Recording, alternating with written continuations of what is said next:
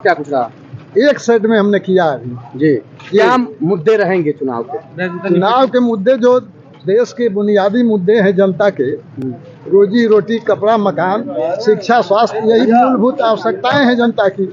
इसीलिए जनता जो है देश की सरकार चुनती है। क्या लगता उन है? मुद्दों पर ये सरकार फेल है, इसलिए हमारी पहुंच होगी सरकार में या सरकार बनेगी तो हम इन मुद्दों के आधार पर ही देश की जनता की सेवा करेंगे।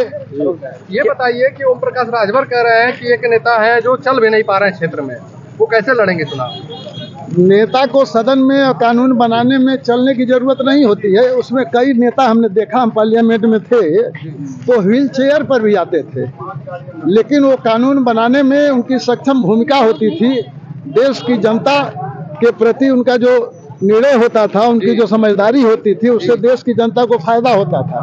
उसमें बाहुबल और मल्ल युद्ध की जगह नहीं है, उसमें बौद्धिक वाक्य युद्ध होता है, वहाँ इसकी जरूरत है। क्या लगता है कि आपके सामने ओम प्रकाश राजभर के बेटा कितने बौद्धिक हैं, चिल्ला रहे हैं दिन भर? अभी तो खुद ही बता रहे हैं भाई, हम मसल पावर वाले नहीं हैं, तो चिल्ला रहे हैं, उनकी वो अपने हिसाब से लड़ रहे हैं। वो जो है अब दूसरे तीसरे में किस पर रहेंगे वो लोग जाने। पहले नंबर पर हम हैं। किससे चुनौती है? आपका सामना किससे हो रहा है?